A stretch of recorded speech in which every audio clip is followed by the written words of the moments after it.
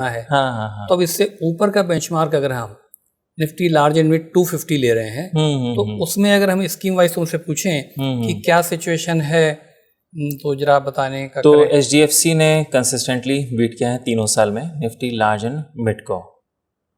पिछले साल, उसके पिछले साल और उसके भी पिछले साल मतलब बीट किया है। तो HDFC तो क्लियर है कि कंसिस्टेंट परफॉर्मर है। हाँ। पराग पारिक की बात करें तो उसने आउट ऑफ 3 इयर्स 2 इयर्स में बीट किया है। एक में नहीं बीट कर पाया। एक में नहीं बीट किया है। तो पिछले साल में बीट किया है लेकिन उसके पिछले साल में बीट नहीं कर पाई है। ठीक है। ICICI की बात करें तो उसने भी 2 पीरियड में बीट किया है, 3 में बीट नहीं कर पाई है। नहीं कर पाए हैं। व्हाइट ओक की बात करें उसने 1 पीरियड में बीट किया है। और इन्वेस्को तो नहीं, व्हाइट ओक ने भी 2 में किया है शायद। व्हाइट ओक ने 2 में किया है। 2 में किया है। और इन्वेस्को ने भी 2 में किया है। 2 में किया है। यस। ओके।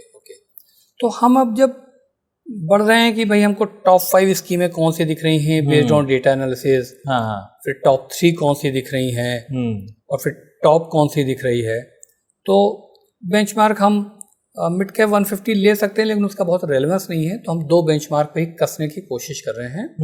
तो जब हमने निफ्टी 500 लिया था तो आउट ऑफ दीज 5, वैसे हमने पूरी स्कीम्स एनालाइज किए हैं, ऑडियंस के लिए हम इतनी लेकर के आए हैं क्योंकि जो बाकी इसके अलावा स्कीमें थी वो इससे भी थोड़ी कमजोर रही है। तो टॉप 4 आ गई थी निफ्टी 500 के बेसिस पे। अब जब हम यहाँ पर पहुंचे निफ्टी लार्ज एंड मिड 250 पे, तो तीनों पीरियड में तो एक नहीं बीट किया HDFC, तो वो तो ठीक है, टिक हो गया।